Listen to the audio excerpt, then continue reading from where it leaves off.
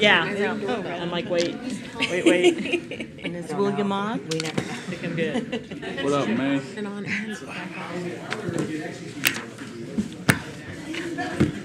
Good evening, everyone. So we will go through our agenda for Thursday. I know that there's some here for the presentations. We'll just go through our agenda first, and then we'll get to our presentations for this afternoon. On Thursday, we have a roll call. Ms. Adams, invocation by Third Mountain Church, Justin McPeak. Our pledge of allegiance by Councilwoman Messmer, and acceptance of agenda has some presentations and awards on that night as well. And then a city manager report, sir. Thank you, Mayor McCaw, members of the council. A few projects were out for our spacecraft reentry port licensing, and those bids are under review. And then good news on the King's Court. We have an agreement and restructured our loan deal with Supreme Court, who owns the facility. And it's at Pioneer Title right now, and once that's completed, we should be able to start work on the demolition after that. So that's coming up pretty soon. Sales tax report, unfortunately, we have for October, and again, our revenues are flat. So we're hoping for a good holiday season, but we've yet to see any particular growth from a percentage basis in our sales tax receipts. And also on the economic front, and Matt, correct me if I'm wrong, we have 4 or 5 single-family permits for the entire year. So, and that's an extremely low number as well. So the economy certainly bears watching as we go into next year and the next budget season. And then there's a meeting of the JPA board for CCOM tomorrow morning, and we'll be talking about some items that are on the agenda about that a little later. And I'm sure I'll have some more for Thursday, but that's it for now. Sure. Any questions for the city manager? None? And we'll go to public hearing item number 3. Resolutions 2024-084 staff report. Ms. Adams. Mayor McCaw, members of council, this is a application for an owner transfer and interim permit for a Series 6 liquor license, which is a bar liquor license for JR's on behalf of, and I'm not even going to try, Mr. Patel. Call him Raj. The applicant has been backgrounded by the police department. They have no objection to this moving forward. The public notice of the hearing was posted on the facility, and we have received no comments pro or con from the public. And if approved Thursday night, it will be returned to the liquor board for final approval on Friday. Excellent. Questions, comments? Move to item 025, other liquor license. Ms. Adams. Yes, sir. Mayor McCaw, members of council, this is a new Series 6 liquor license application for Vanessa Lauren for Beatnik LLC. It's going to be located at the former JV Boba at 180 Fry. Again, the police department has done a background check of the applicant and has given its approval for it to move forward. The meeting on Thursday was posted on the facility, and again, no comments pro or con have been received. And if approved Thursday night, it will be returned to the liquor board for final action. Questions, comments? It's good to see Tell Mama expanding. This is Tell Mama operation as well, their sister operation. So I'm glad they're expanding out to that building that's been empty for a while. So it's good to see it put to use again. Excellent. That former Dairy Queen building. Former Dairy Queen. Mm-hmm. Sorry, Jill, do you know if the side with the patio, that's going to be Fry? That side is Fry? To be honest, I do not know the actual setup. I might have a diagram. I can let you know on Curious Thursday if- night. I will double check and brief that on Thursday night. Okay, thank you. All right. Move to item number 5, 2024-086, another liquor license. Ms. Adams. Yes, sir. Mayor McCaw, members of council. This is a Series 9 application, which is a liquor license for the beverage house. It's for beer and spirits. Again, the police department has done a background check of the applicant and has no objection to it moving forward. The notice of the public hearing was posted on the facility and no comments have been received. And if approved Thursday night, it will be returned to the state for final action and issuance. Questions, comments? Go ahead, sir. No, it was probably the third time that, I think that was changed hands since I've been on council, so. Yeah, that's Right. how- Same location, just Yeah. about third owner now, I guess. Third transfer of licenses. All right, move to item number 6, 2024-008, staff report, Mr. Pregler. Afternoon, sir. Good afternoon. Thank you. This is a request for amendments to two separate sections of the Development Code. The first relates to changes to Section 151.06010, accessory dwelling units, and the second relates to Article 151.3.1 amendments. Let me get this in.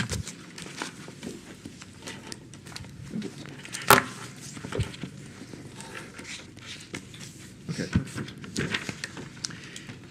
So in 2022, the Arizona Department of Housing indicated a housing shortage in Arizona of approximately 270,000 homes. And part of this shortage, of course, included a shortage of affordable housing units. So the state legislature passed two housing bills in 2024 to address the housing shortage. And these bills will require these development amendments. So Housing Bill 2020 requires communities above 75,000 population to permit accessory dwelling units on lots containing single-family homes. Now, if you recall, in 2019, the city passed their own accessory dwelling units ordinance, which allowed ADUs by right in single-family residential dwelling units. So in that sense, we were ahead of the curve, ahead of the state in that respect. Now, the other part of the bill is more specific to every jurisdiction in the community, and with that, there are specific development standards that had to be met by every jurisdiction, and that's part of where the amendments are coming from. So the first amendment we're talking about removes the architectural design as a review standard for accessory dwelling units. The idea behind this was initially is that any type of accessory dwelling unit will have to kind of architecturally blend in with the principal structure of the house. In other words, similar roofing materials, colors, things of that sort. The state legislature has indicated that we can no longer use that as a criteria for approving accessory dwelling units, so we have removing that from this particular section of the code. And the second amendment to the end of this section is that revises the maximum height to 28 feet. Now, again, in our current code, the maximum height for accessory dwelling units is 15 feet, which is very similar to the maximum height for any type of accessory structure, such as a shed or things of that sort in the backyard. However, the state law indicates that we cannot regulate the height of an accessory dwelling unit, which is any different than the maximum height of the principal structure. So because of that, we had to eliminate the maximum 15-foot height requirement for accessory dwelling units and replace it with the 28 feet height, which is the height of houses in the city of Sierra Vista. That's the second reason for the change. And thirdly, we removed the public comment requirement for accessory dwelling units. Now, if you recall, prior to 2019, accessory dwelling units were allowed as a conditional use permit. It was a public hearing process and required a number of public comments and a notification to adjacent property owners within 500 feet of the property. In 2019, there was a compromise that was made at that time where the ADUs would be allowed by right, but we'd still at least notify the adjacent property owners of any concerns regarding the architecture of the building.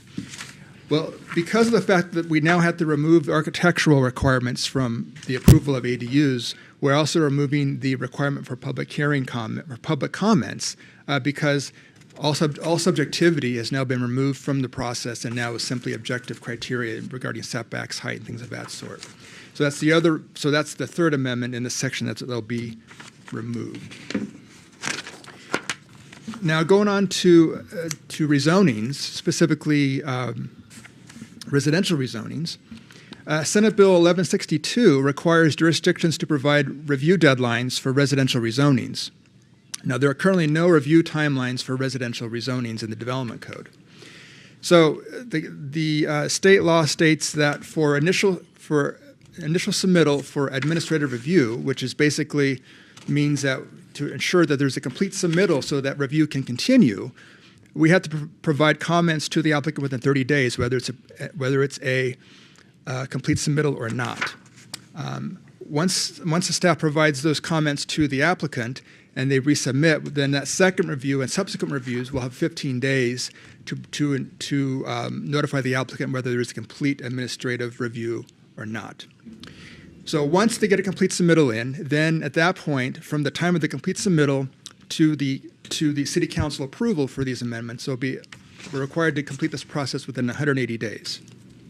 Now, typically, as you know, staff will approve these rezonings within 60 to 90 days, within 2 to 3 months. So we're anywhere near this deadline, but nonetheless, we're required to put it within our development codes. And there's another section in there that also affects all amendments regarding the thresholds for rezoning, for protesting rezonings. Again, there's a section there now in the development code that talks about this. There's existing state law, which has some language that's a little bit different. So we're kind of matching our current code with what's in the state law. So that's what you'll see is the change to the amendments is reflective of this current language in the state law. So the Planning and Zoning Commission recommended unanimous approval of the amendments on November 19th. And I also want to mention that per state law, both amendments are required to be adopted by January 1st, 2025, which is the reason why you're seeing these in the form of ordinances as opposed to resolutions this evening. So this does conclude staff's report. Excellent. Questions? Is the 28 feet maximum building height, is that only if the primary structure is already 28, like a second floor, or does it cap if it's a one-story building? Does the ADU also have to be a one-story? Right. Yeah, thank you, Councilmember Free. To answer your question, that's not the way the state law reads, unfortunately. It basically states that the limit on the height of accessory dwelling units cannot exceed the maximum zoning height of their principal structure. It doesn't say the height of the current accessory structure on the property. It just says if the maximum height in the zoning code says it's 28 feet for a principal structure, that's maximum height for an accessory dwelling unit. I guess we don't have much say on Yeah. that. Okay. Any questions, comments? Thank you, sir. Sure. And go to item number 7, ordinance 2024-009. Oh, again, thank you, sir. It's also me. Thank you, Mr. Mayor, members of council. So City Council passed a domesticated fowl ordinance in 2018, allowing the keeping of fowl on single-family residential lots with certain restrictions.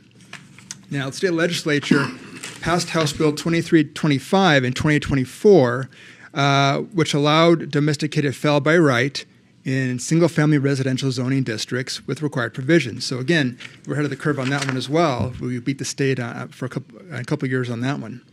However, some of these specific standards that the state is requiring requires these code amendments to our current animal domesticated fowl section.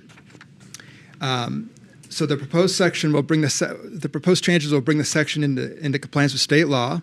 The language that you're seeing regarding the amendments mimics the model ordinance from the League of Arizona Cities and Towns. So the existing language, which you're going to see, is basically repeal and replace. The existing language will be removed and replaced with the new standards. One of the major differences is that the number of fowl allowed on the property. Now, currently, you're only allowed 1 fowl per 1,000 square feet, up to 8 fowl maximum.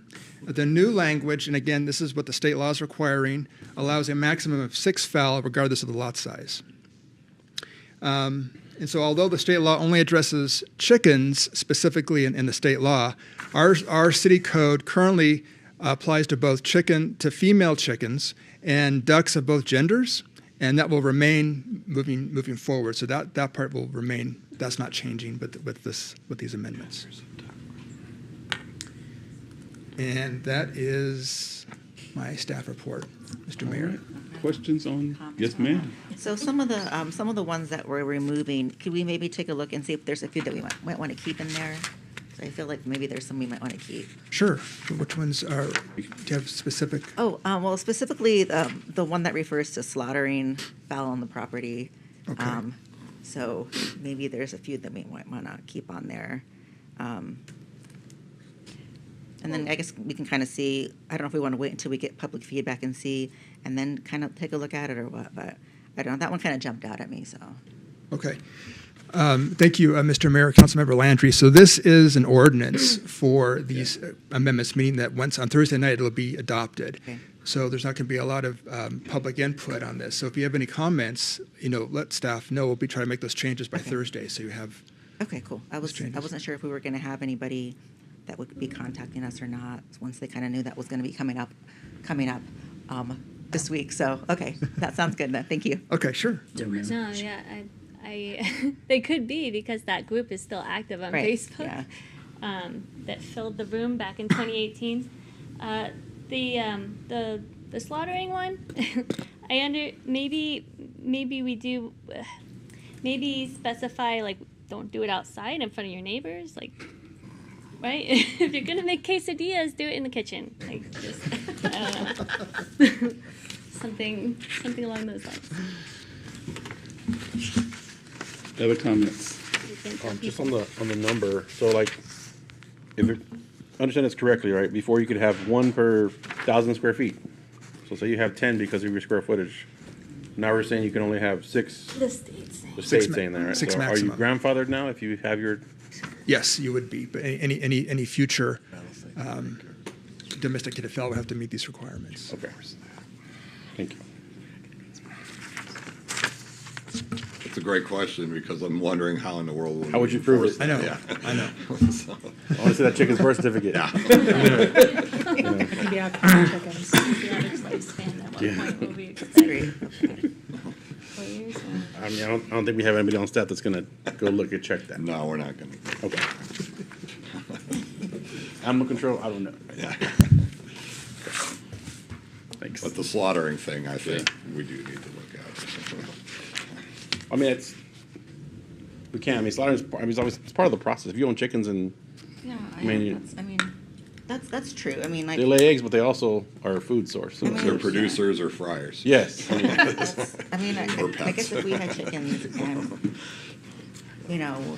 my mom might be willing to help us out with that. I don't know, but I don't know. Just like some of the drama from before, I didn't know if that would be, maybe we need to address it. I don't know.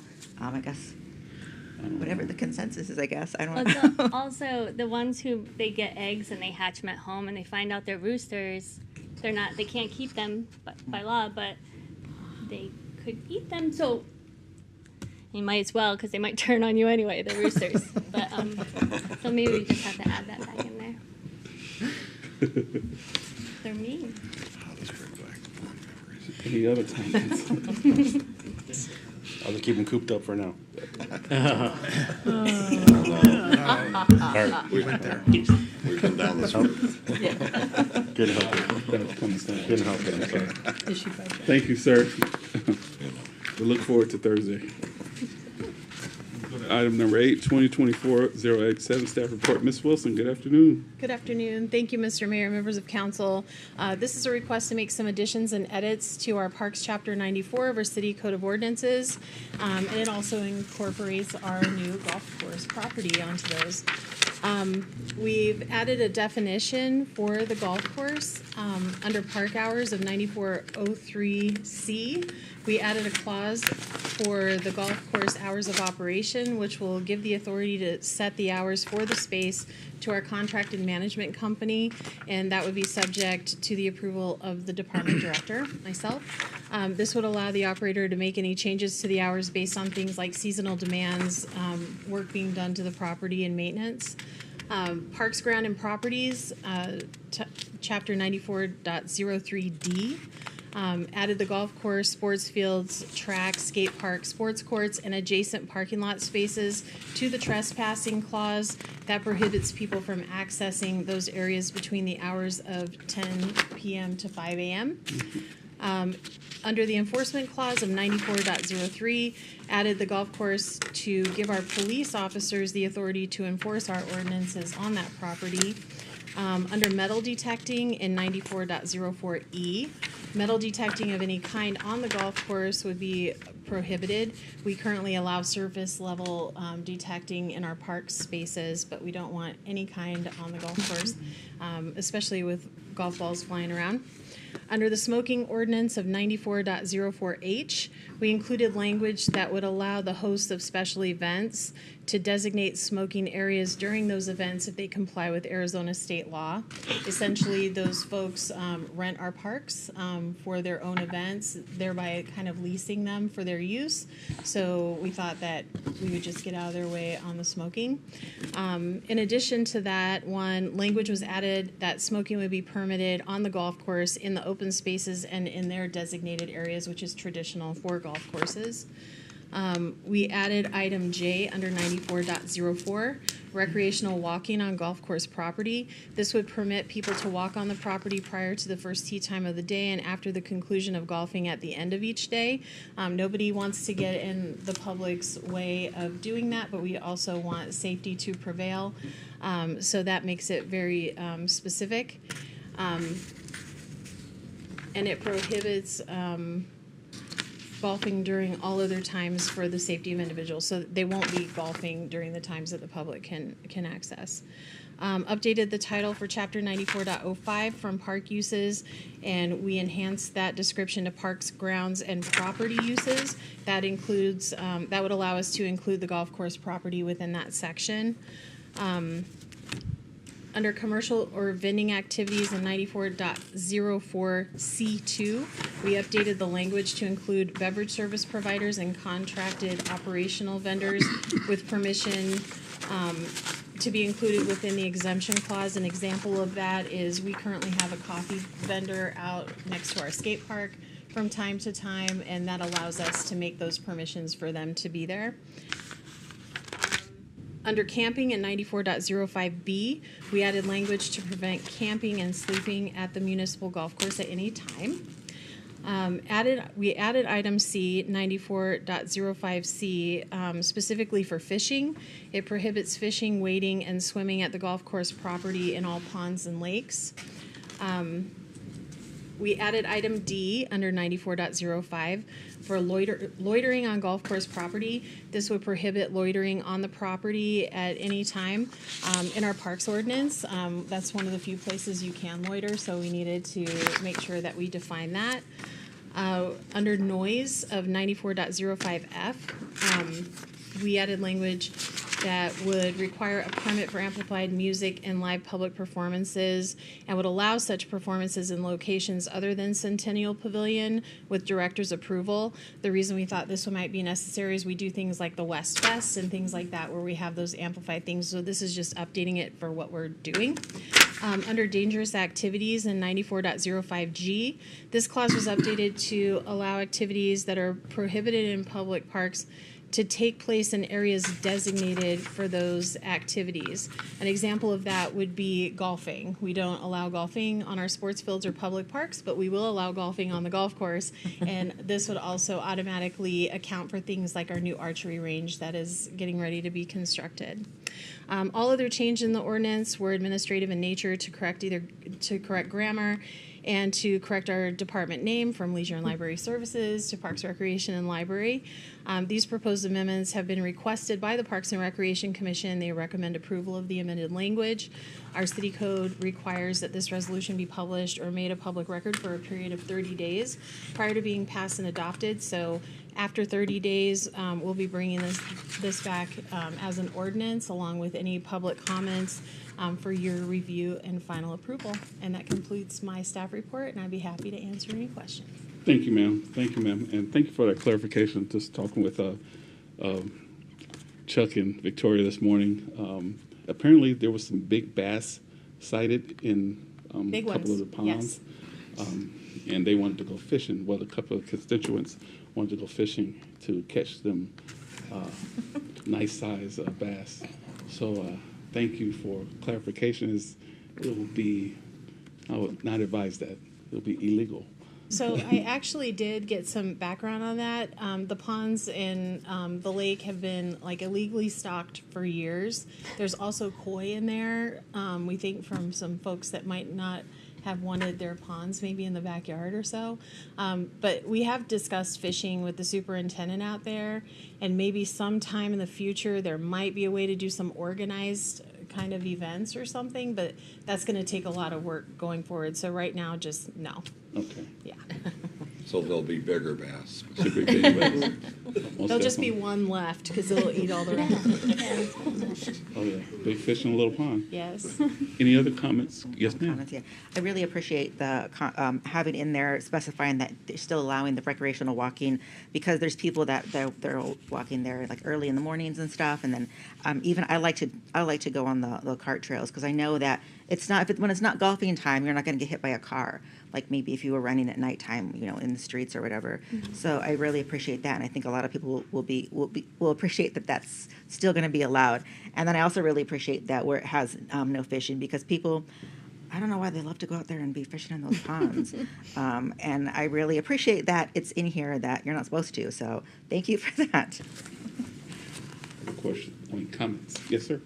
Thank you for those updates. It's, obviously, throwing a golf course in the mix, you had to change all kinds of stuff with that. And you're obviously very thorough. It seems like you thought of everything. So I'm sure things will come up that we'll read later, but there was even fireworks in there mentioned, so that's good. You mentioned the archery range. Where we at? I mean, do you know I know it's coming soon? Still coming? Is it still coming soon? Is that still our status? Councilmember Rodriguez, yes, it is. They received a quote back that was high. Okay. So they're narrowing their scope, and they're going to cast a bigger net. We'll just stick with the fishing puns. Fishing, man. And so I expect that will be forthcoming soon. I'm ready to get it done too. Okay. Thank you. Yeah, you got it. Appreciate it. All right, no more questions. We'll move on to item number 9, 2024-010. Amendment to Chapter 31, Staff Report and Survey. Thank you, Mayor McCaw and members of council. So, as you are well aware, we periodically and regularly review our code of ordinances, and this one was definitely overdue for some administrative updates. So you have several updates in this one. It's gone out for public comment already. No comments were received, and so it's coming back to you for your final vote. This is going to update sections 3106, absence or disability acting city manager, to reflect established practice and remove reference to the director of administrative services, which no longer exists. In 3107, powers and duties, section C, it will remove the requirement that appointments of the city clerk, city physician, and legal counsel must go to city council. All three of those. The city clerk hasn't been appointed for over 25 years. We have never appointed a city physician that we are aware of. And both state law and the Sierra Vista City Code recognize that the city attorney is appointed by you as your chief legal advisor, and so it's under his authority and responsibility to bring in specialized legal counsel should he need it. And then finally, we'll clean up an outdated state law reference, and again, thanks to Councilmember-elect Jones for pointing that out to us, that it was outdated, and with since it was made last updated over 25 years ago, that's to be expected. So we're just going to remove that. And that's all I have. Thank you, ma'am. Questions, comments? Proceed to item number 10, 2024-088. Staff report. Ms. Downing, ma'am, good afternoon.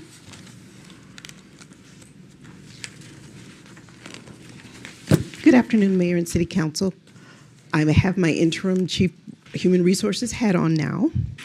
What is presented to you is the city manager's amended contract that was discussed with the city council and the city manager in executive session. There are 3 changes to the contract that will be presented to you for a vote on Thursday. The first is the annual base salary has been would be changed to $197,083.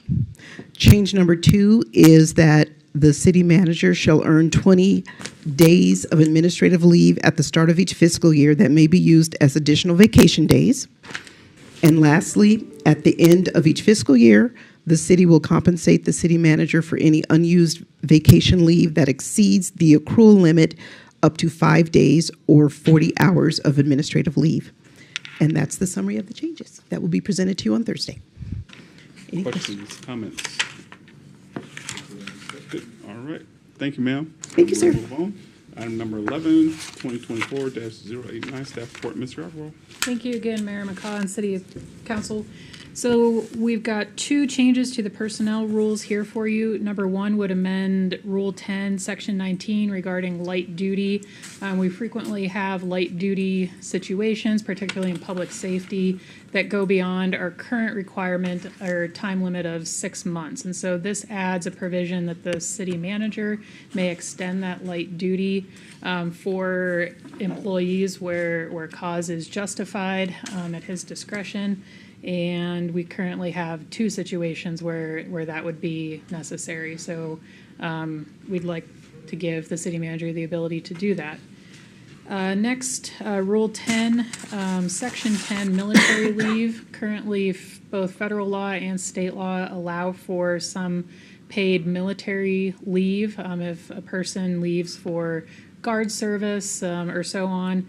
Our personnel rules allow for unpaid military leave only, and so this change will just bring us into compliance with federal and state law to allow for those hours of paid leave as well. I'd be happy to answer any questions. Yes, sir.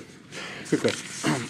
So when it comes to light duty and the 40 versus 56 hours, how hard would it be to, well, somebody's on light duty just to make them from a 56-hour employee to a 40-hour employee just for that time being that they're on light duty? So that way they're not, if you're on light duty and you still have to do your 56 hours, that's kind of, I don't know, it becomes an interesting schedule, I guess, depending on what you can do or can't do for those hours.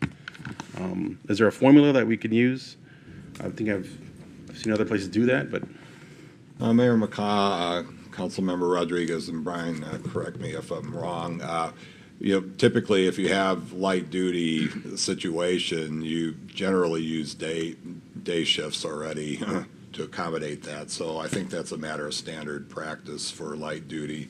Here we have a situation where somebody's going to have surgery and has gone through all the medical protocols, but will, because of the surgery, exceed the 6-month limit that's currently in the code for their time of healing and getting back and rehabbed for full-time duty. So that's why the request is there. But to your question, we usually employ a regular work week for light duty. And you can go ahead and add to that, Brian. Yeah, thank you very much.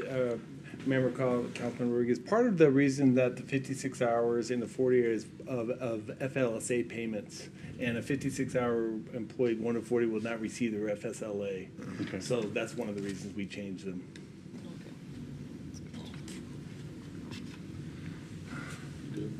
Good, thank you. All right, yes, sir. Any other questions, comments? Thank you, gentlemen. So we'll move on to item number 12, 2024-090. And Mr. Selena. Afternoon, sir. Good afternoon, Mr. Mayor, members of the City Council. Thank you for allowing me to appear virtually. I will see you in person on Thursday at the meeting. The matter that is brought before you on behalf of the Sierra Vista IDA is a charter school bond issue for a Nevada charter school. This is a second location of the charter school in Nevada to be built in Summerlin, Nevada, which is outside Las Vegas. The original location is in Henderson, another suburb of Las Vegas. The security, again, will be a pledge of the school's revenues. This has already received support from Clark County, Nevada, and they are in support of you proceeding with this bond issue on behalf of Signature Prep School. As a reminder, there is nothing in the pursuant to the state statute, there is nothing in the bond documents that allows for an obligation either by the Sierra Vista IDA, the city of Sierra Vista, or the state, and nothing that, again, is allowed under the Nevada statutes as well. So this would be publicly offered by Robert W. Baird, but only to sophisticated and or accredited investors. So I'm happy to answer any questions on this bond issue at this time. Questions, comments? Hearing none, we'll go to our next item, 2024-09. Another bond issue, $15 million. Sir? Mr. Mayor, members of the City Council, this is a second charter school bond issue. You may remember that this is a prior issue that had been before you in 2024. This is planned to be issued in early 2025, but it is a location that they are currently leasing. They are looking to buy. They have found a time frame that works for both the buyer and the seller, so they are intending to buy their currently leased school. They continue to have a good reputation, and this one will be publicly offered by H.J. Sims, again to sophisticated and accredited investors. As always, again, no obligation, no demand or financial concern for the Sierra Vista IDA, the City of Sierra Vista, or the state by statute. Is there any questions, comments? Thank you, sir. We will see you on Thursday. I look forward to it. Thank you. We'll go to item number 14, resolutions 2024-092, staff report. Chief. Good afternoon, Mayor and members of council. With this particular resolution, I'm seeking your approval of an amendment to our existing IGA between the City of Sierra Vista, Cochise County, and Cochise County, the Cochise College Academy.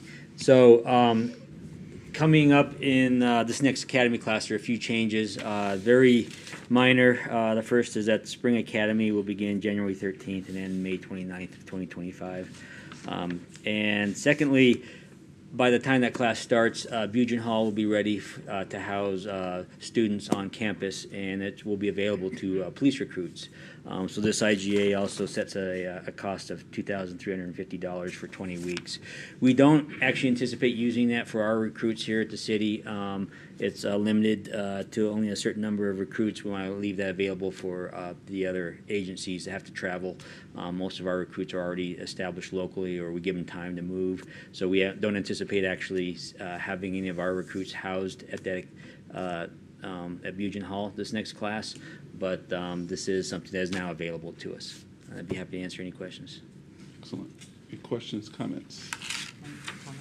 Yes, go ahead. Thank you, Chief. That was the only question that I had, was if we anticipated any of our recruits using it. So it's good to know that they already have, they're already located here locally, and it's available for other people. So that's good to So know. as much as possible, we're going to try and keep it available for the other agencies that are not in the area. We try and hire if we do hire recruits that are out of the area, we give them time to move, get closer. There may be a rare circumstance at one point where we do have to use this, but that would be probably few and far between.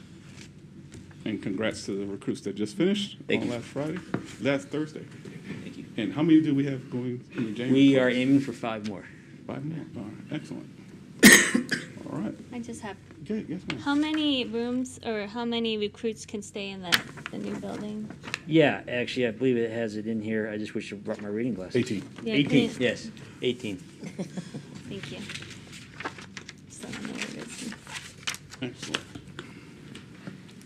All right, thank you, sir. And go to item number 15, 2024-093, staff report, Mr. Pregler. Yes, thank you, Mr. Mayor and members of council. This is a request for final approval of the States 2 at Holiday, final plat. As you recall, the mayor and city council, oops, that's not what I want. Let's try that again. There we go. As you recall, the mayor and city council did approve the preliminary plat for Estates 2 back in October, and this is a request from Castle and Cook, who's the developer of the property. If you see real quick at the location of Estates 2, it's located at kind of the northwest corner of Canada Flores Drive and Great Basin Lane, with the earlier phases of Estates to the north and to the east of the property. As you can see on the plat here, there's a public drainage way directly to the north of the property, and there is a total of 10 lots as part of this plat. All right, so some of the specifics of this plat, the land use, the general plan designates the land use designation as high-density residential. The zoning on the property is multifamily residence. And as I mentioned, the use on the property will be all single-family detached homes. The lot sizes range from 7,700 square feet to 13,000 square feet. There's only going to be one phase of this particular subdivision. And the density will be 2.2 homes per acre. Regarding the setbacks, there will be a 24-foot front setback rather than the 20 feet. The front yard setback will include the 4-foot sidewalk, which is actually included on the lots themselves and not separated from the lots. The reason why it's 24 feet is to prevent encroachment of vehicles onto the sidewalks. The interior side is 5 feet. The street side is 10 feet, and the rear is going to be 15 feet. There'll be a 25-foot buffer from the houses that are adjacent to Canada Flores, and specifically lots 6 and 7. There's typically a 25-foot buffer for these homes, but it was reduced to 10 feet with the requirement of a 6-foot block wall and a buffer of trees along Canada Flores Drive. In terms of the drainage, there is the detention basin, which is identified in Track B, which will be dedicated and maintained by the city. All water will drain to the streets and into the detention basin, where it will be metered into the wash. The B1 access for the subdivision from Renee Place.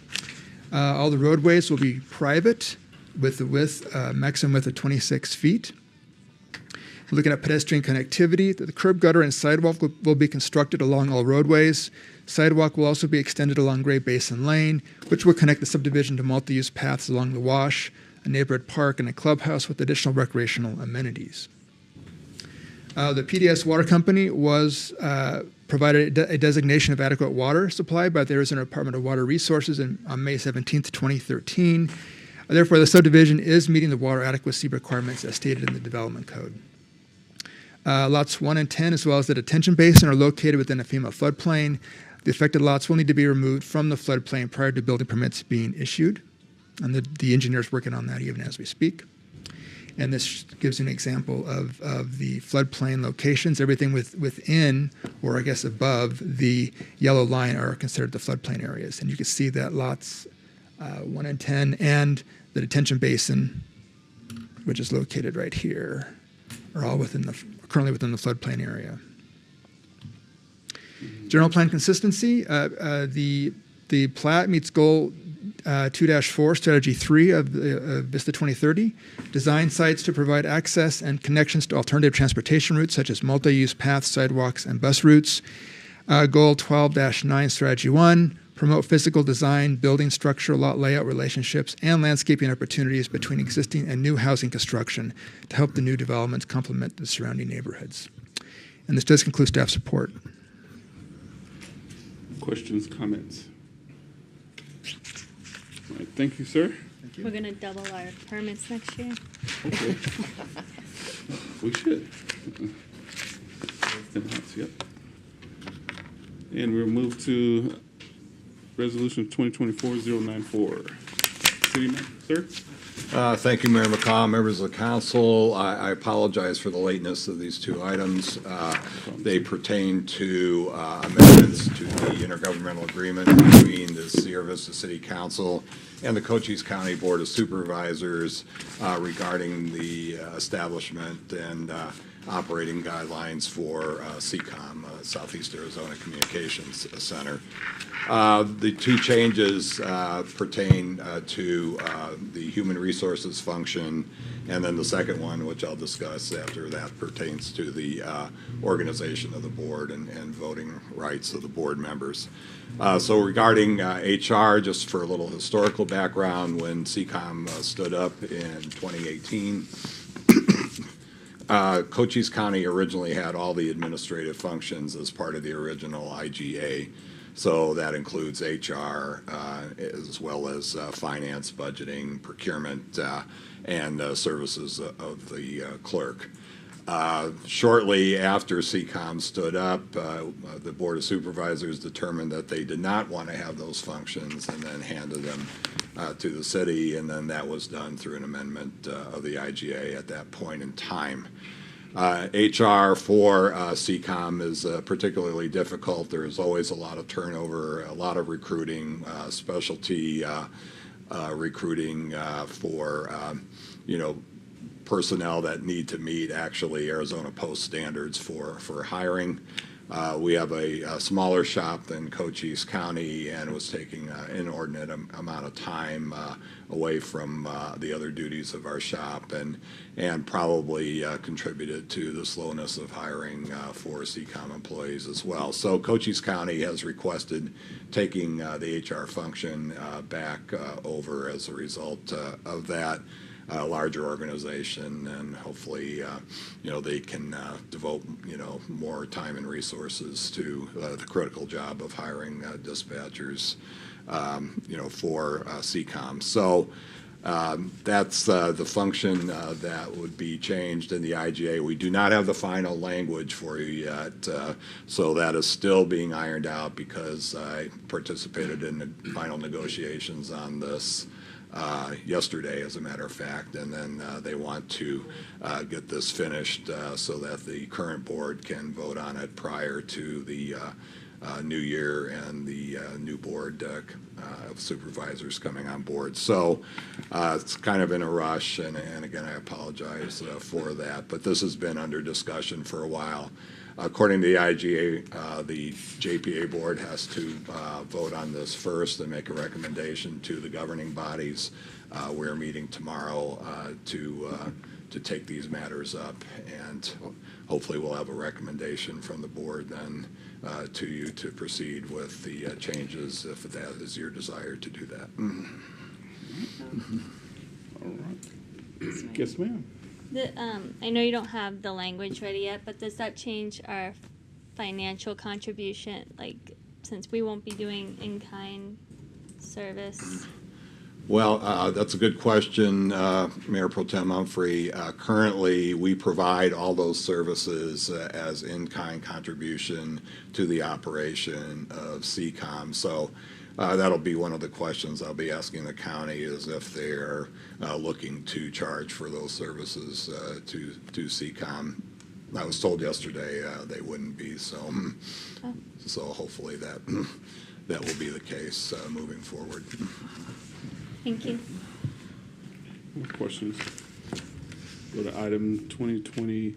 Just to clarify too, the other ones are not in consideration: budget, finance, and procurement and clerk services yet.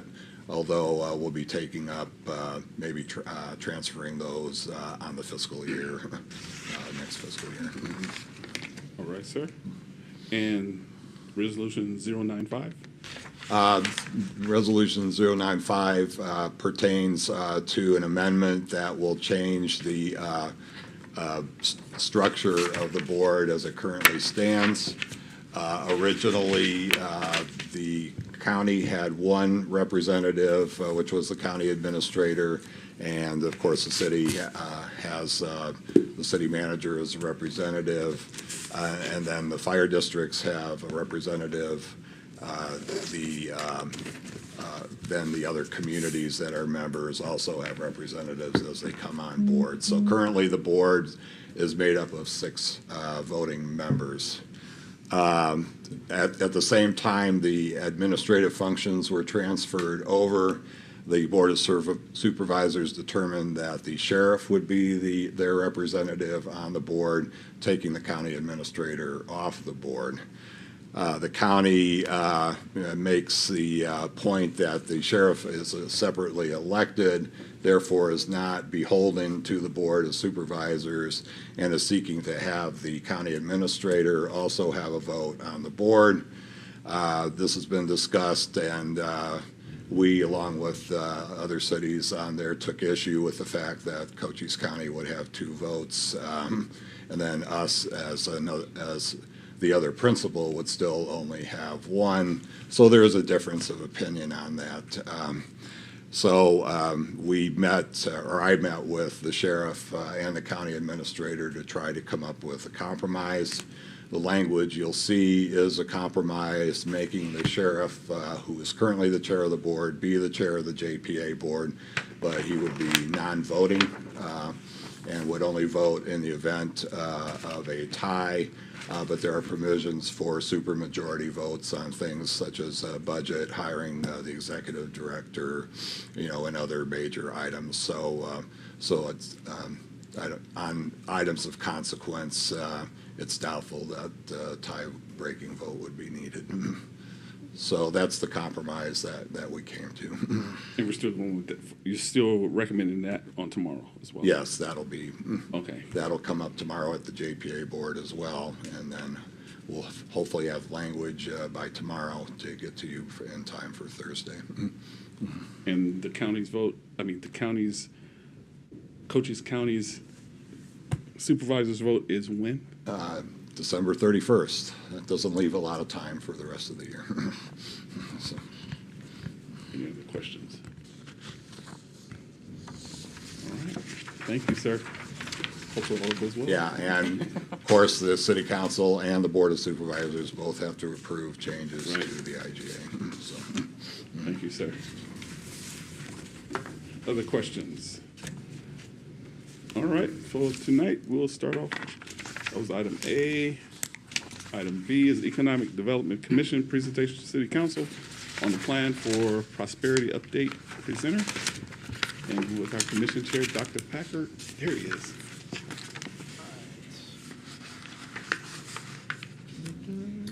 His final act. Yeah, it is your final act. I hope it's not my real final act. That's a little depressing. It's bad that the dean of the college with technology has to have somebody else open up the slides for him here. But very happy to be here. Mayor McCaw, members of council. I'm here today representing the Citizen-Based Economic Development Commission to present our initial analysis of planning for the next plan for prosperity, not the 2018 one, but we started with there. So we're going to talk a departure from that plan as we go through this. But I want to start by, they're all sitting over against the wall for some reason. I'm not sure why. But we do have a couple of our, I think Marvin's here. Marvin, are you still here? Marvin Cruz is right here. Michelle Hagel, I don't think made it, or she. Hey, they're not along the wall anymore. Michelle's over here. Wallace Ricks, and I think Hannah was here, but had to leave. We have two ex officio members as well, Melanie Edwards-Barton and our good friend Dan Valle, who's sitting right here with us, who serve as advisory from the council, from the chambers. And then, of course, our staff members, Diana, Angela, and Tony, who have been the people we've been working with. And big thanks to all of them for the work that we've been doing to put this together.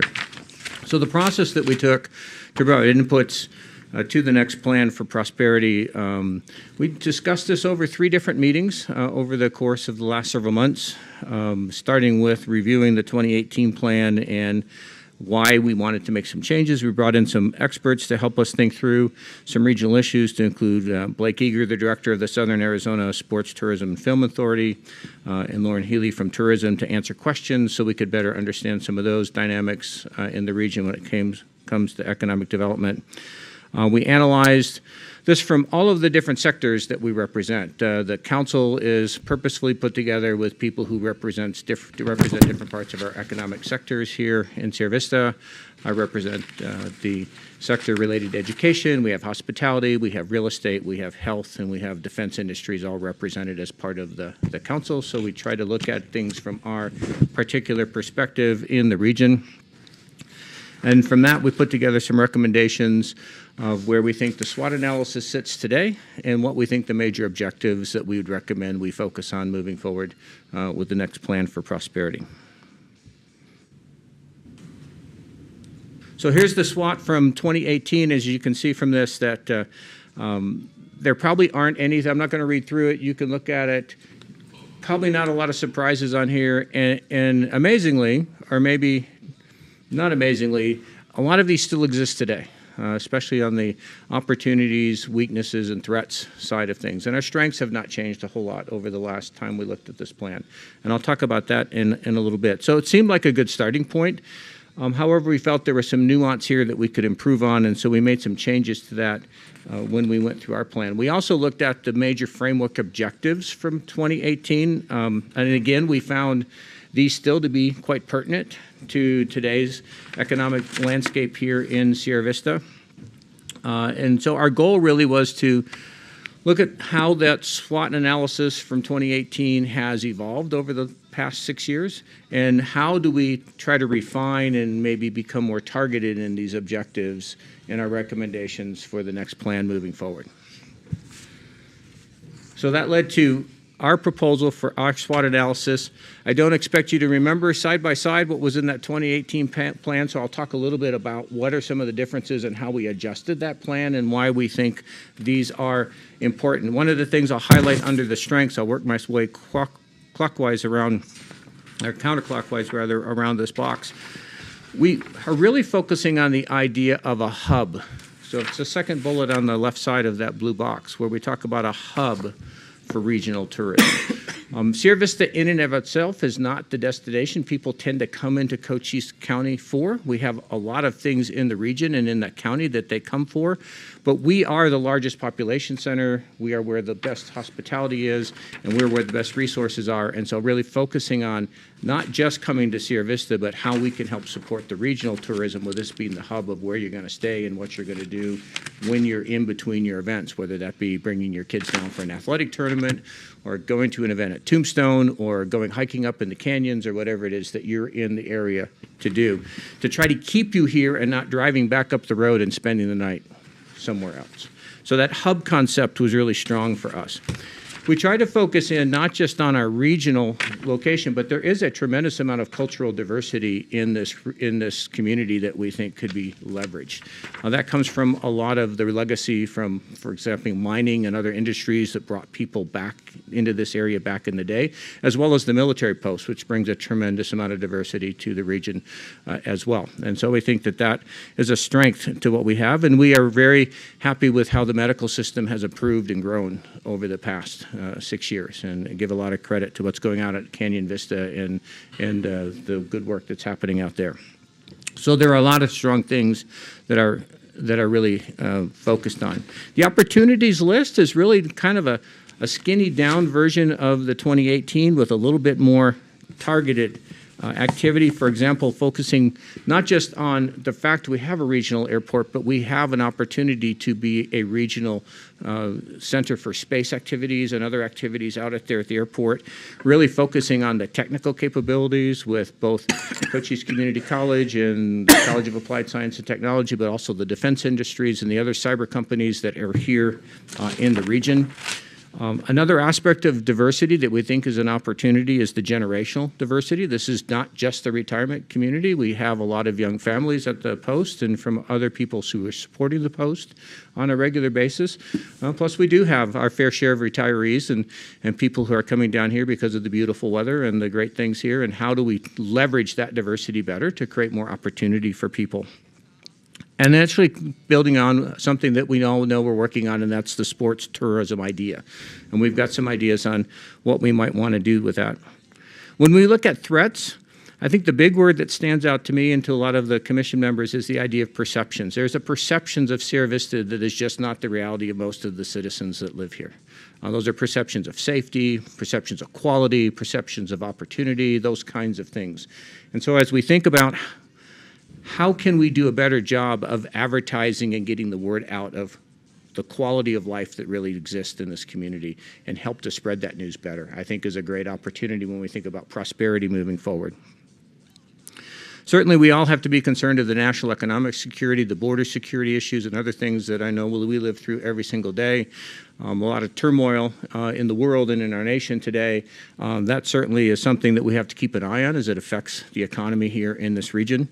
And the idea of losing character appeal, and what we mean by this, are we falling behind? Are we still kind of living back? And I'll use the fact that there's not a lot of change between the 2018 plan and what we're looking at today, right? So can we accelerate that progress in some way over the next 6 to 10 years so that we're not talking about the same thing in 2030? So that's kind of the concept we're trying to get at with that one. Weaknesses, not a whole lot of change here. We made some subtle changes. Mostly what we focused on was zeroing in and making it more pointed. So, for example, it's not that we don't have quality retail here. We have limited retail here. There's limited diversity in the retail here for people. So if you're coming down here with your kids, where do you take your kids in between the sporting events so that there's some place they can go? Right? Those kinds of things are what we talked about there. Stagnant population growth we have as a weakness. Personal opinion, it doesn't have to be a weakness. Maybe we're the size we need to be and we just have to focus on quality more than growth for prosperity right now, for example. So how can we think about this a little bit differently as we move forward into the next 5 to 10 years? And then finally, what are we trying to do with we cut the list down from 6 to 5. A lot of the same general themes, but trying to make these themes more actionable, more sustainable, and have more impact is what we tried to write here. And then the commission will be working on after the first year is actually creating some possible performance indicators or actual goals underneath of these that we think can help to achieve some movement in some of these big 5 areas. So the economic impact of the Sierra Vista Municipal Airport is still a great opportunity, we think, for the region, especially in the space. This is a legacy item for 2018, and I know it's been stuck up in a lot of regulatory issues and struggles we've had, to do something with that, but hopefully we can make a change to that over the next 6 years. Rather than talk about sports or tourism or retail for Mexico, which is how we wrote this in 2018, we wanted to focus on opportunities with Mexico beyond just bringing people over to go shopping or bringing people over to do tourism kinds of activities. How can we create genuine partnerships with our neighbors across the borders that will actually create a more vibrant cross-border community between us and our borderland communities in the region? Improving entrepreneurship and business management. So rather than just focusing on attracting companies to come here, how do we develop more of an entrepreneurial spirit in the community and create some growth from within? And support and fund and create opportunity for people to grow businesses that will thrive here in the region. Number 4, as I talked about, really focusing on that hub concept of what are you going to do once you're in the region. And then finally, another great opportunity is increasing the awareness of the reality of living in Sierra Vista. That really is a safe and fun and happy and great place to live. So those are the general themes that we recommend pursuing, and the commission will continue to work on some details underneath those themes, and I'm happy to take any question or entertain any discussion on those ideas. Excellent. Any discussion on yes, ma'am? Oh, yes, ma'am. I just would like to say, I know that this was a really big thing for Councilman Johnson, so I'm really glad that you guys are moving forward really quickly, and I think he'd be very proud. Thank you. Thank you. Yes, sir. Yeah, thank you. Some good points on here. Like you mentioned, you kind of hit on the weaknesses. Depends on who you talk to. They may look at it as a strength. Our community is so diverse, as mentioned here, one of our strengths as well. Some people love the way our community is. They don't like that we've grown. Some people would love for us to grow more. We just voted. Obviously, we're still building houses, so there is some growth. It's not the growth that people may want, but we're steady. So I guess, it could be a plus or minus, however you look at it, whatever side of the fence you're on. And I like the change that you've talked, kind of like going towards focusing on our local entrepreneurs. We have a lot of good ones here that are doing very successful, and definitely would love to see them partner with some other businesses like, like Crazy Bato's kind of struggling right now. They posted the other day on Facebook, hey, we're on the verge of closing. Please help, right? So, and in situations like that, would love to see those other community members, those other strong entrepreneurs that have had good fortune, good luck, a good plan, a good location, mixed with something like that, with that business like that, to maybe help them as they struggle. But I think that's all part of this plan, which I think is very well written. Thank you. Thank you, Congressman Rodriguez. And I'll say that we've had similar conversations in our meetings as well about this. It's just the nice thing about having a diverse group of people sitting around the room from the different sectors of our economy, because what's beneficial for one may or may not be beneficial to another citizen here in our community. But we all agreed that creating this as more of an outwardly facing attractive place, even if it doesn't grow substantially, we're not going to add 300,000 people to the county anytime soon, but how do we attract more people to come down and see Sierra Vista and see it as a destination, not just a pass-through. Because right now, the bypass, I think, is where a lot of people are going, and there's nothing for them to stop here. And how do we encourage more of that kind of behavior of staying here in the area if they do come? So, and we think entrepreneurship is a great way to try and do that, to create more opportunity. Thank you. Thank you. Any more questions? All right, so we have. Thank you very much. We have a couple of certificates. We would like Mr. Chris Marvin and Mr. Jerome Paxton. Gary. We can step here. And it's a certificate of appreciation that we're awarding for your contribution to the Economic Development Commission from August 2022 to December 4 to December 2024 for both Mr. Marvin and Mr. Gary in their work for the commission and their tenure. Thank you so much for your work and all that you have done for the commission, sir. We appreciate you. Also have a signed letter there as far as your work for the city of Sierra Vista. Thank you so much. If we could take a picture.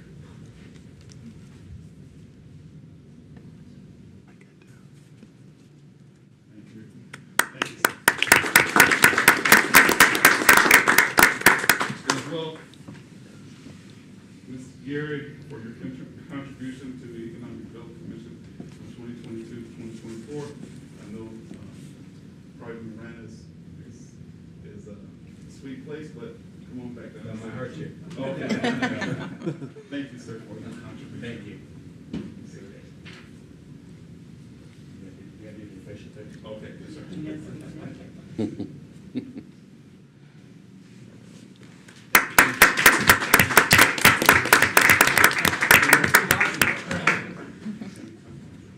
I'll be quick.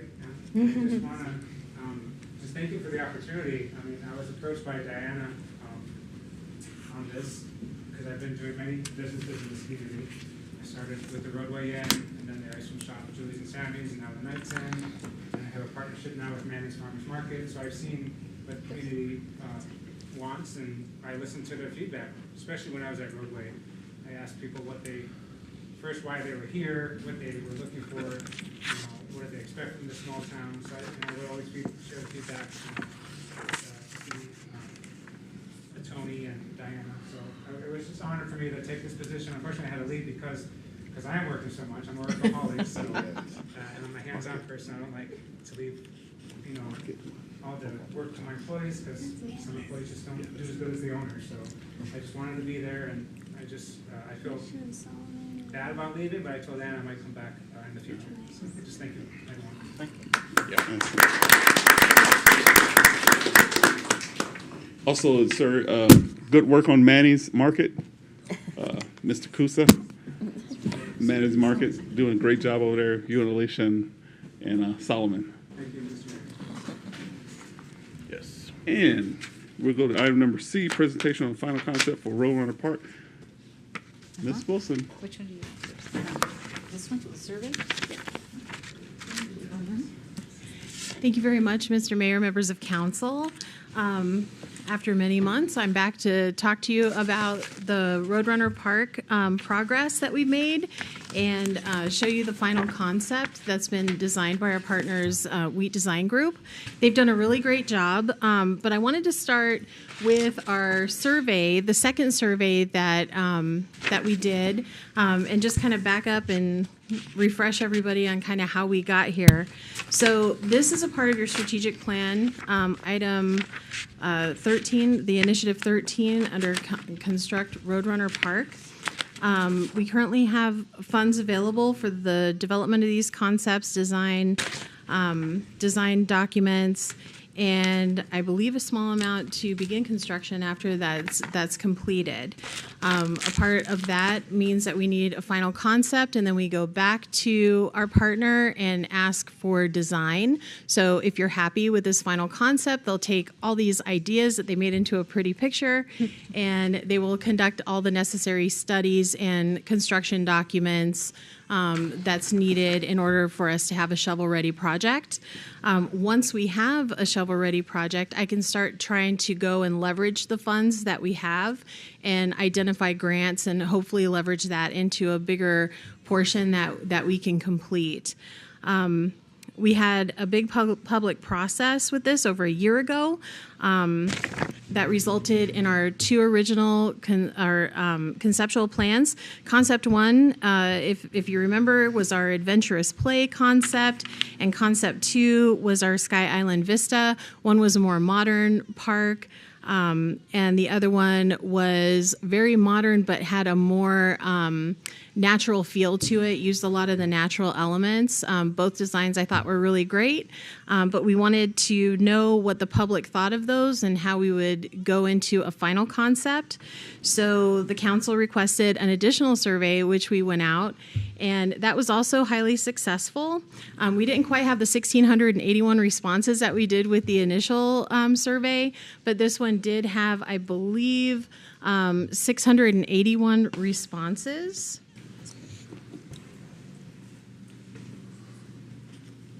Use this one. And it asked a couple of questions, and I thought the responses were really interesting. I just kind of wanted to share this with you guys so that you kind of see how the final concept came together. The question was asked, which concept do you like best? Like, pretty simple.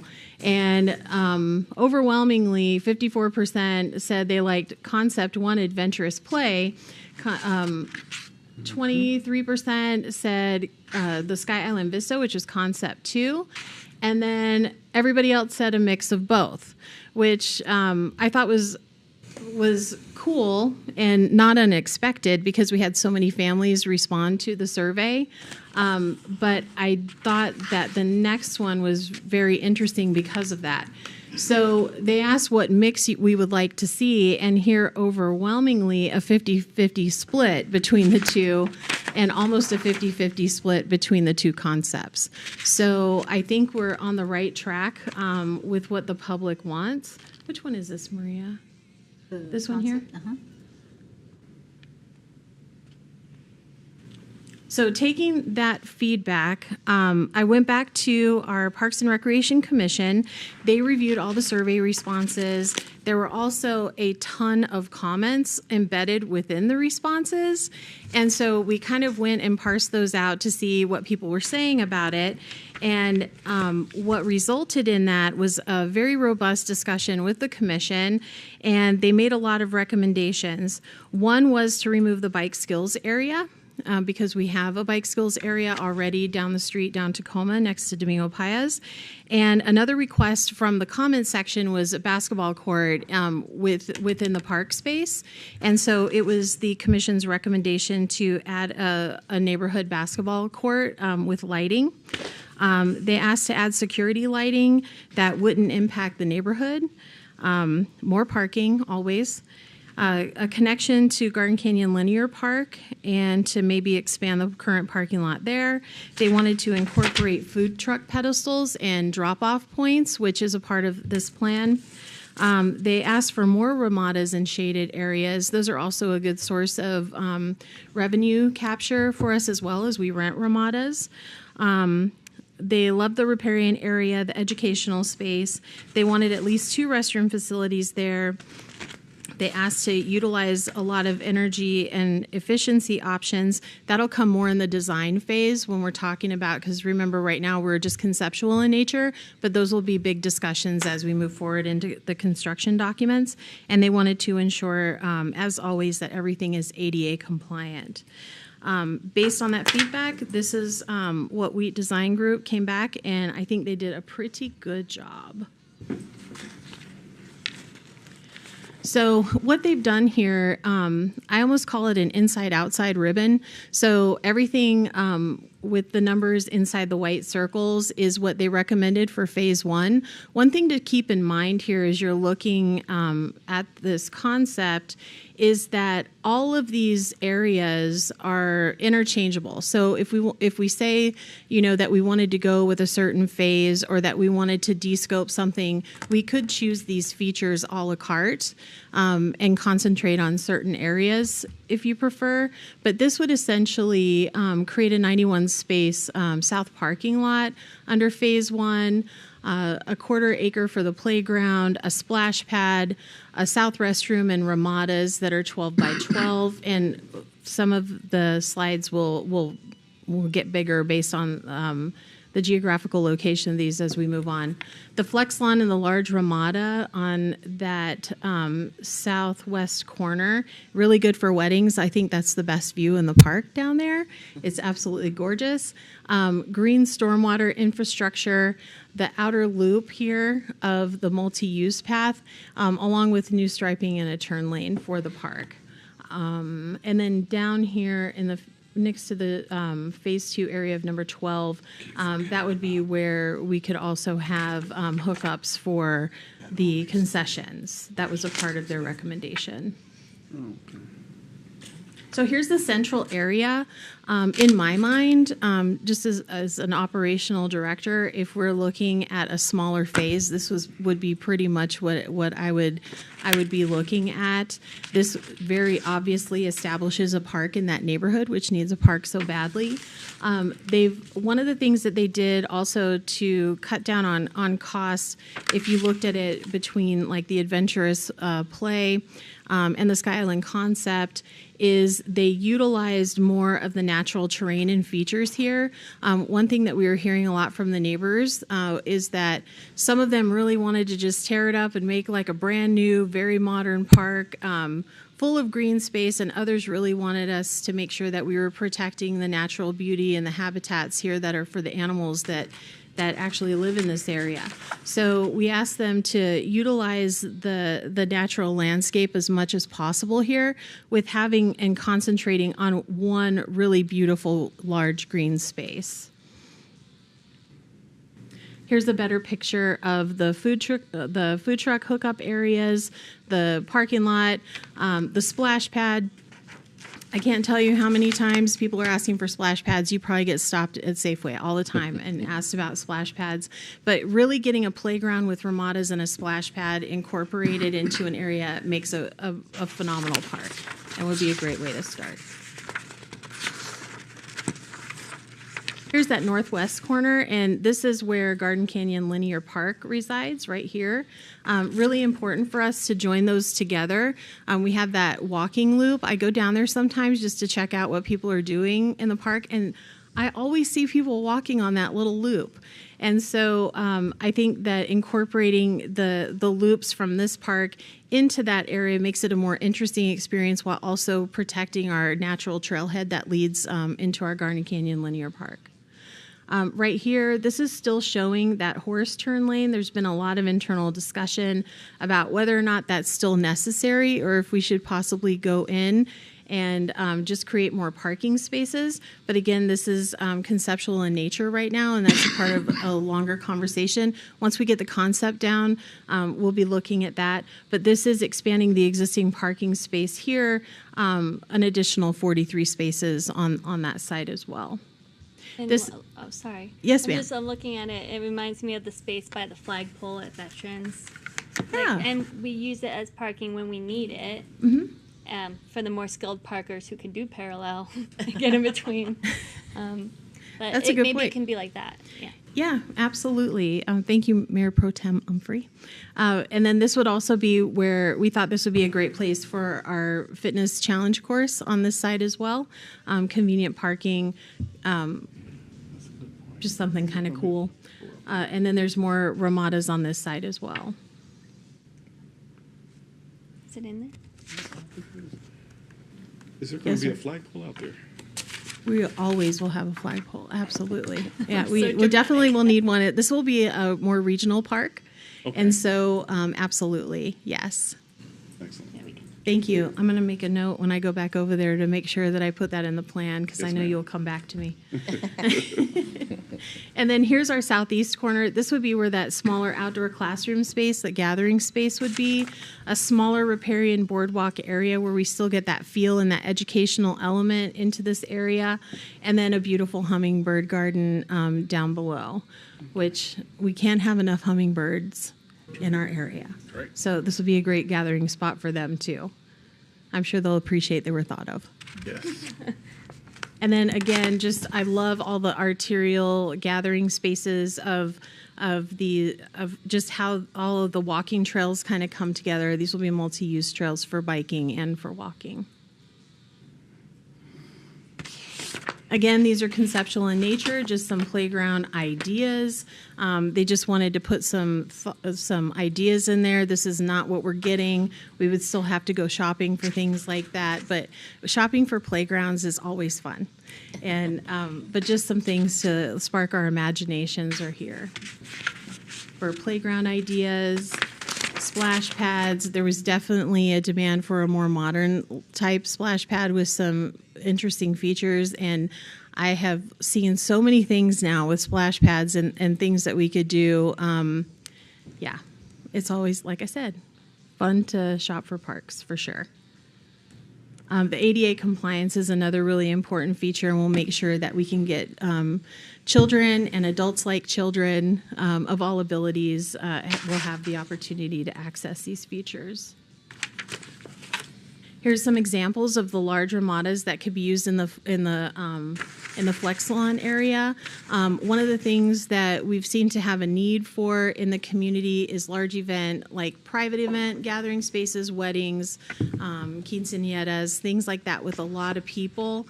And we don't really have any really large ramadas. And renting a tent for those activities is expensive, so this would be a great opportunity for us to have something that's just a turnkey reservation and to have a beautiful covered outdoor event space for a wedding or whatever you'd like. And flex lawn, that's a term for. It's a flexible use lawn. Oh, So if it's not being rented, if there's no wedding chairs like laid out there or a rentable space, then it would just be an open play area for frisbees, Okay, whatever you want to do in a park and roll around in the grass. And then here's some examples of some really cool fitness and challenge courses. I'm very excited to look around and see what we have there. It's an opportunity to add something unique and different, which I think we should do in all of our parks and open spaces. Everyone should have like a unique identity. So this will be a fun project, and I think these types of features can be used to make that really interesting. I kind of have a vision of people like going to every one of our parks because there's an interesting, unique thing about them, and tying that into a way to teach them more about our community. It's true. I've heard a park called Castle Park. I've heard it. I mean, we had we have names for them, but it's like Dog Park, Castle Park, the Slide Park. I like that. I heard that for the first time the other day. I was like, I know what you're talking about. Is that in Yuma? No, here. Oh. Yeah, like I hear people the refer Castle to Park for yeah, here. they were Okay. talking about the little playground at Veterans. Yeah, absolutely. I like that too. And then here are some examples of different types of materials that can be used for riparian boardwalk. Something than your traditional multi-use path, making it very interesting. The wood slats are very cool, and you can get those treated so that they last a very long time. There's a lot of different types of materials available now that we can look at, I think, to help save some money while still look very attractive and that are low maintenance. That's kind of like the flavor of the day of like a perfect purchase, I think, right now. But these are just some things to inspire you and get you thinking about what it could look like on those riparian boardwalks. Okay, here's the fun part. This is the budget. So just remembering that this is conceptual in nature, the way that they parse this out for phase one would be the inclusion of all those things listed there, and they're estimating that would be around $5.8 million for that full phase one. The total for all phases is looking at just shy of 10 million, just a little over 9 million. And for a park this size at 37 acres, that it was not a shocking number for me to see. I'm interested in seeing what the final designs come in at, to where we'll actually have like actual features to put numbers behind those. But again, like I said, looking at the phase one elements, you could pick and choose things out of there to lessen it, but this would, a large part of this would be developing the underground infrastructure and things to bring, sewer in there. We need electricity, we need water lines, we need irrigation. So thinking about all those things, this would be the start of that, but we could always mess around with the features. Phase one would provide us with one of the restrooms. The other restroom would come in later in phase 2 or 3. And we are also getting ready to have a restroom over on the Garden Canyon Linear Park side. But the features that I was talking about for phase 1 are on that south side. So going ahead and establishing a restroom, and that would be definitely something I would recommend as well. But remember, just to keep in mind, this is conceptual, and we'll only get better information as we move forward. And that was it. Do you have any questions for me? Yes. Some Yes, comments, ma'am. yeah. Thank you so much for coming and presenting this to us and having the breakdown and everything. And it's really great to know that we got a lot of feedback from the public. And if anybody didn't provide feedback, well, it's important to kind of get involved and make sure that you're checking out what's going on to provide feedback so your voice can be heard. I think this is a really great combination of the first plans, and I think it was really great to see people's thoughts and kind of what they were wanting, like a combination of that. I think that's really, really nice. I think parks are a very important part of our community. Like years ago when my kids were really little and I was a single mom, that's all I had was the parks. I didn't really have anything else that we could do because they're free, they're available to everybody, they're available, all day long. So I think it's a really great, there's a really great part of a community is our parks, and I love that people have special names for our parks. I think that's really cool. And I really appreciated you mentioning that it's important to have the design done in order to go after grants and things like that. I think people had made some comments about maybe we should wait or whatever, but we can't really start going after those until we have something set. So I think it's important for people to realize that. And I also liked how you pointed out how the way it's broken down, how we can kind of do what we can. And we're not forced to do it all like now. We're able to kind of, so if things kind of happen this year and we need to kind of pull back a little bit, there's an opportunity for that. So just kind of getting some of the basic foundation will be able to allow us to kind of put pieces together as needed. I think the most important thing is parking and toilets. And so it's great to see that there's, in the first phase, 6 stalls and then 91 spaces for parking. So I think that's really great. And I'm looking forward to seeing how things come together and seeing how much the community really needs it and how it's connected to Garden Linear, and if things are kind of connected and makes it really great. It's really making that area really nice. So I'm excited for the future. Thank you. Thank you. Yes, sir. Thank you, Laura. Great update for this. Obviously, we've all been waiting to see what this looks like, and it was much like we thought. A little bit of both mixture. So the math and the charts were interesting to see that.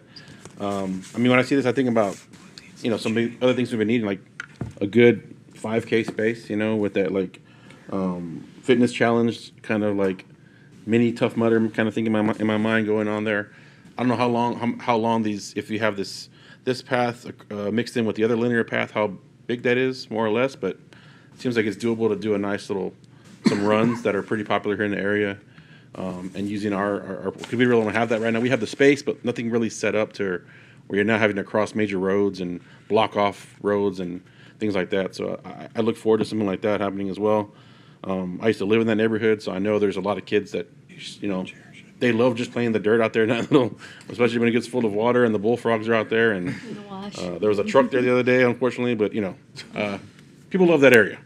So it's good. And I saw the mention of lights around the basketball court, right? Probably the only place we need a lot of lighting.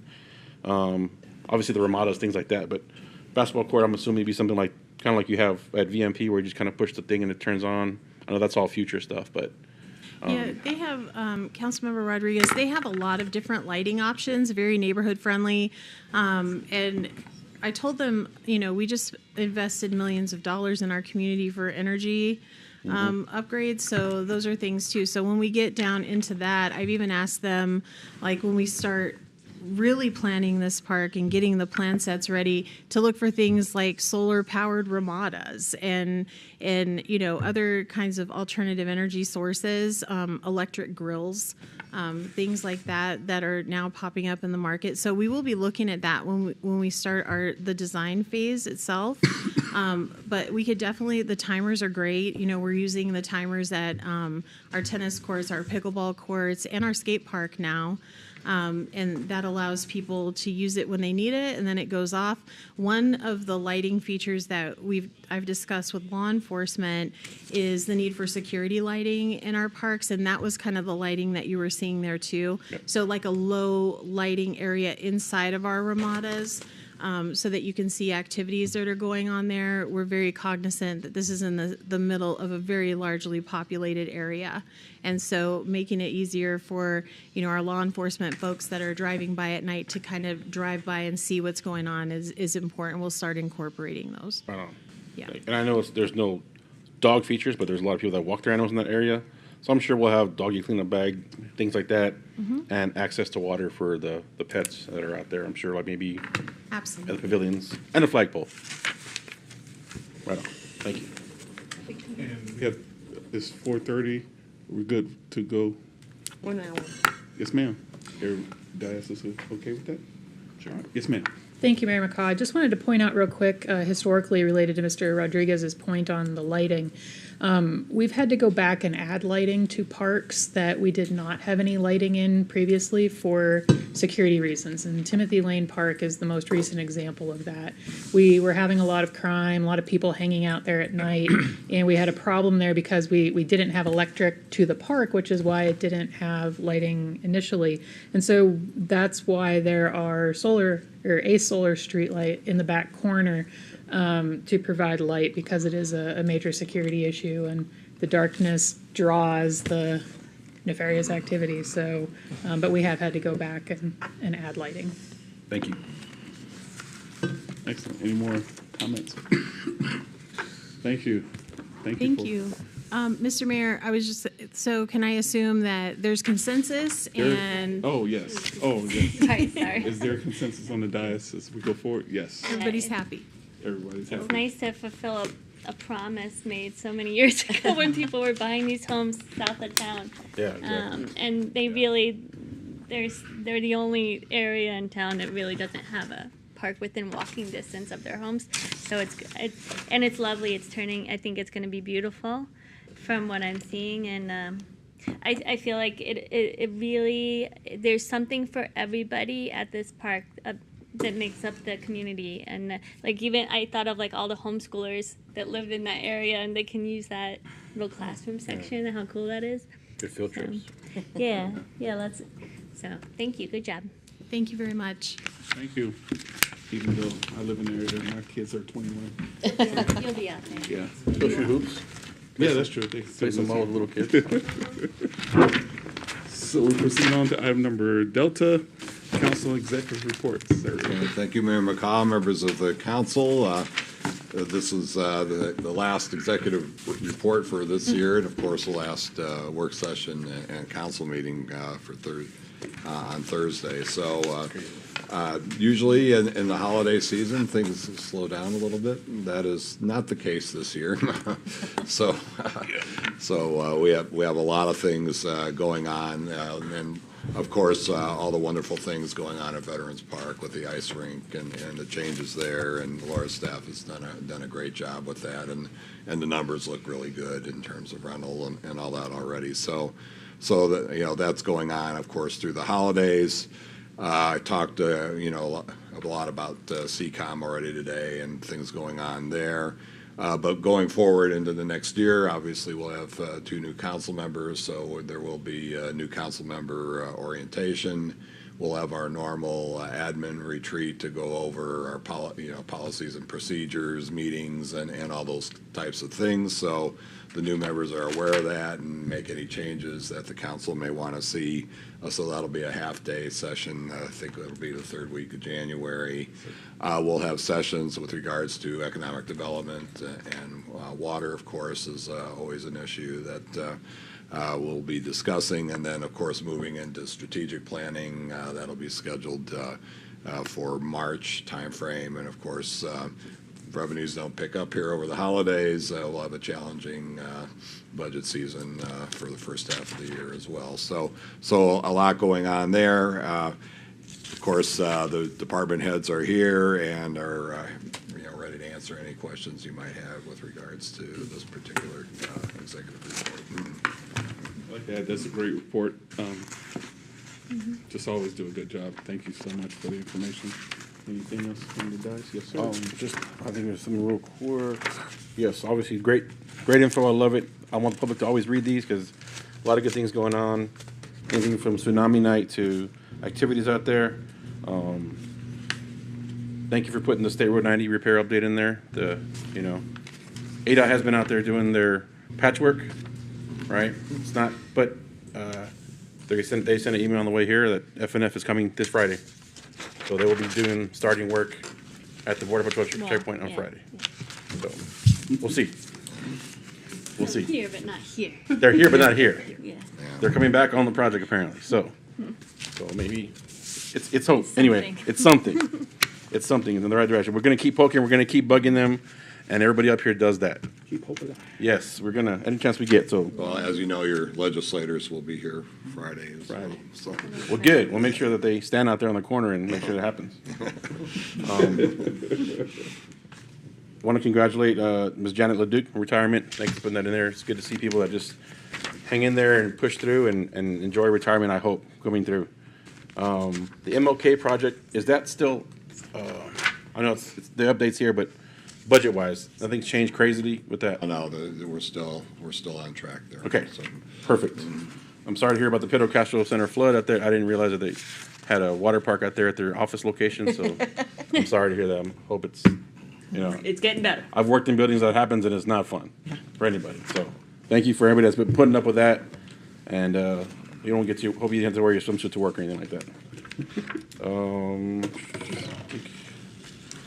Quick question for the municipal airport. I know I was telling you the other day, but so our clock started, the 2-year clock started, or it hasn't started? Submitted.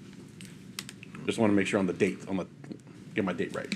So Councilmember Rodriguez, no, the technical date hasn't started yet. So we'll go through the review. We've got one proposal. Okay. So we've got to go through that. I need to have a quick discussion with Chuck, but once the intent would be notice to proceed would be January 25. Okay. So that would start roughly your 2-year window. So January 25 to January 27. Okay. Thank you very much. Appreciate it. I'll make sure I have the right number. I think that was it. Yep, tax bad news, saw that. All right. People have been asking what is going on at U-Haul. It's right here. The U-Haul propane station, right? That's what U-Haul is doing there. Read this. It's a lot of good stuff in there. What's happening with that pretty pink building on Wilcox? It's right here. Mr. Pilati, investments remodeling for a restaurant for a new tenant coming soon. So it's all right there. Read it. I appreciate all the calls as well, always with the fire calls. 29 calls out of our area, which means in Fry's area. That means, right? Mayor McCall, Councilman Rogue, it means Fry's area, potentially for Huachuca, maybe Whetstone, Huachuca City, but most likely the Fry Fire District, yes. Okay, great. Perfect. Thank you very much. How hard would it to also be on the adverse of that to see how many times they come in our area? Is that possible to see that too? Absolutely. Okay. Mayor McCall, Councilman Rodriguez, we'll put that in the next one. Thank you very much. I appreciate it. I would love to see that as well. And it's good to see that pursuits are down for now. Hopefully that stays the course there. For whatever reason they're down, I'm glad they're down. And hopefully they're not just moving somewhere else. So thank you. A lot of good information here. Thank you. Yes, ma'am. I'll set my timer so I'm under 20 minutes. Real quick. No, I'm not gonna take that long. Just joking. No, but it's always great to have this report, and like Councilman Rodriguez said, check it out. The previous ones are on the website. So if anyone wants to go in there and track anything, they can definitely do that. That would be great. I just wanted to point out a few things in here. One of them was for Parks, Recreation, and Library Department, the Crochet for Kids, how they meet twice a week for a 4-week session. I thought that was really cool to see that. People say there's not things for kids to do. There's a lot of things for kids to do, and I think a skill like that is really great. So I was really happy to see that, and I just wanted people to know that there's a lot of things that are going on out there. Just kind of ask around, and they can go to the library and they can ask what's going on, and somebody will let them know. So there's all kinds of great things. So that was really cool. And then in Public Works, about the monsoon and the green waste and stuff, just so people know that it can be dropped off for free at the compost facility, and they can request pickups, and not to put it in the dump in their trash can, which I see a lot of that going on, like even in my neighborhood. I see some people that have stuff poking out of their trash can. So don't do that. Or dump it anywhere, because it's illegal to dump it and it can cause fires. And if you dump it and it causes a fire, then that could have been prevented. So you better kind of watch out for that. And I also wanted to congratulate Janet LeDuc on her retirement. I think I always love to see things like this in here. And she had delayed it several times. So that's shows dedication, and hopefully that means that she's loving what she's doing and doesn't want to leave. So I just wanted to congratulate her on that. I think that's great to see so many people that that stay with our community for such a long time. And then I wanted to say thank you for the human resources table in here. I think that's really great to have that addition in there, just kind of track it. I think tracking things over time is really great, and just to kind of have that in there, I really appreciate seeing that in there in this report. And then the last thing I wanted to mention, I just wanted to give a shout out to, I always love to see people being recognized, and the employees of the quarter for the police department, ACO Schultz. She played a really key role in organizing Super Paws, which saw a record number of animal adoptions in any single day event. So I think that's really great, and definitely something to be celebrated. So high five to her for that and her hard work. And then Officer Ruva Galba being thorough on an initial sexual assault investigation, which included some key interviews and collecting social media evidence. And then also that he's fluent in Spanish, and so he's able to assist in translating. And so I think that's really great. It's definitely a huge asset to our community. So I just wanted to congratulate both of them and thank them for all their hard work. Those are the only comments that I have for today. Thank you. Excellent. Anything else from you guys? I just have what is the record for the adoptions that she? What was I don't have it up. They didn't put a number. Did I put it in there? The number went back and forth because someone went to foster and went back. So, yeah, and I didn't get the final number. It's still the record. It's still, but I'll actually email you. Curious, yeah, they had the number at first, but some I think had to come back. So, they wanted to get a final count, but I will get that to you. She was working hard that day at the Super Bowl. Yeah. She was nonstop. Yeah. Yeah, I don't think she got up from that death that day. Yeah, I wanted to say 17, but I could be mistaken. So, let me get you a final number on that. Awesome, thank you. Thank you, ma'am. All right, go to item Echo, reports on recent trips, meetings, and future meetings. Yes, ma'am. Okay, I just wanted to mention the Transportation Commission. There's not a meeting this month for holidays and scheduling and stuff. So the next one will be on the 8th of January, and it'll be at 3:30 up here in the council chambers. So anybody's welcome to come if you're kind of curious about what we all talk about. You're welcome to come. So we hope to see you.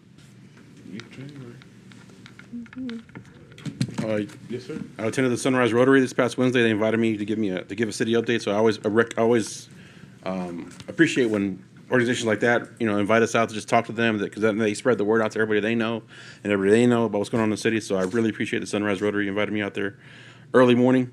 And then our youth council, we had our monthly meeting on the Sunday after Thanksgiving, our virtual meeting.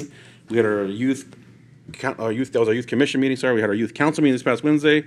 Pretty soon they're all going to merge onto the same projects, and they have things like, as you all know, on the Engage Sierra Vista website right now, Youth Film Festival.